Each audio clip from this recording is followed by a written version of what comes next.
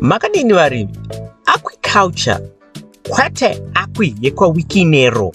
Zvimwewo mungazofunga kuti pamwe toda kukutengeraiwo mota ka tinewa nepi mari yacho. Uku ndiko kurimwa kwehove nemacrustaceans, zvirimwa zvemumvura kuti tigadzire chikafu chobva mumvura. Zvinonzi musika wehove pasi pano unotakura mutero we$59 billion uchitarisirwa kukura ne10% pagore pakati ve2024 ne2029. Kupfuya uku mazano hakusungoitirwa nyama chete, kuri kuitirwa kuchengetedza marudzi ehove anenge ari panjodzi yokupera nekufa. Ndosaka nyanzvi dzemhuka nemasango zvichikurudzira kuti iyo inonzi aquaculture yatataura nezvayo iyo kuti iitwe.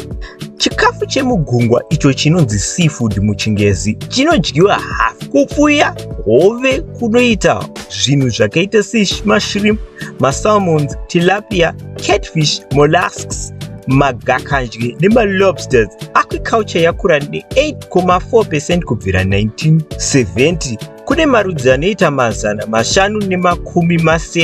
580 ehove pasi pano. Hove dzinonzogariswa mutsime, murukova, nzizi namadhamu nevanhu. Kune vanochengetedza hove pamba vozodziraurira. China ndiyo nyika iri pamberi pakupfuya hove pasi pano. Washington, Mississippi neAlabama ndidzo nzvimbo dziri pamberi pakupfuya hove uko kuUnited States.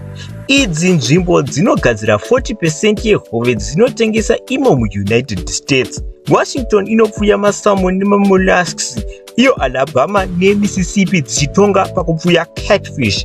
Kuchamhembe kwemabhazuva kwakanyanyoita seChina neThailand inokura 75% yeshrimp pasi pano pose, vachizosira Latin America nyika dziri kumberi dzakaita seBrazil, vanhu vekuIjipita vane makore machuru 4 ekupfuyiwa.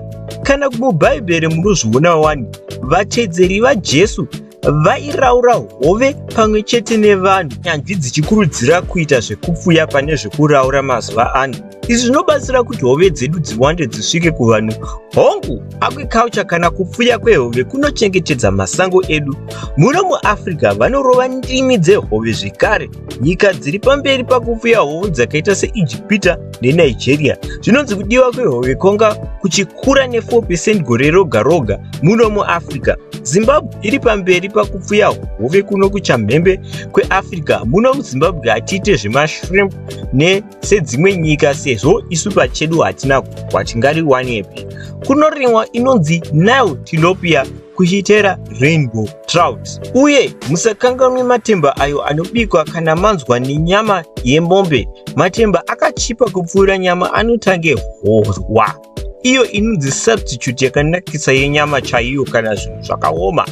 Kana kuti muri kungoda kungonakirwawo zvenyu, hatisi kuti matemba anoratidza kuti kutambura. Mukutanga kwe21st century kwawedzera kupfuyiwa kwehove nehove dzakurimwa matanzi masere pagore mazuva ano. Izvi zvawedzera nezvirongwa zvokubatsira vanhu nezvirongwa zvimwe zvirongwa zvehurumende. Saka muchirongwa chakakosha chichauya chinonzi chiHove Special pano paFarm 4081 chichauya manje manje. Tichatarisa mapfuiro ehove muno muZimbabwe, mapfuiro adzo kunze kwenyika, zvamuchasangana nazvo, ruzivo zvinoshandiswa hove pamwe chete nemusika wehove uri kutekeshera mazuva ano pasi pano.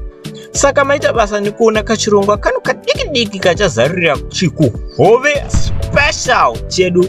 Kana muchida kuzoziva zvimwe zvizere nekupfuya hove pasi pano, tinokurudzira kuti muzoona chirongwa ichi muzive zvimwe zvakawanda kana muchida kutanga kupfuya kana kungoziva nezvehove iyo yatinoti aquaculture. Toonana ikoko hama dzangu, musare murugare kusvikira ramangwana. Yanga iri ino Farm 4081.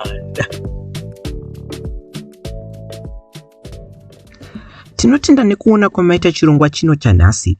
Kuno kuFarm 4081 tinotengesawo futi mafertilized eggs netuma-day old chicks tuma-free range pamwe chete nehuku dzakakura dzemabroiler. Munongotibata. Mushure mekudaro tinokupaizve mukana wekudzidza kutaura nedzimwe nyanzvi nevadzidzi vekurima vakaita semi, pamwe chete nekuwana market network yezvipfuyo zvese kana zvirimwa zvenyu. nenzira yekukuisai mumagrupu edu evarimi nevatengesi nevarimi vanotengesa mhando nemhando yezvifuyo zvakawanda, iwo mawhatsapp group edu anoita mbudzi 4081, huku 4081 neDoors Cave Rabbitry Retsuro. Munongobata nhamba dzedu idzi dzinoita 0712 150 174 kana kuti 0782 207 671. Tokuonai ikoko. Murimi munhu hama dzangu, kusvikira pachazoona zvekare, musare murugare.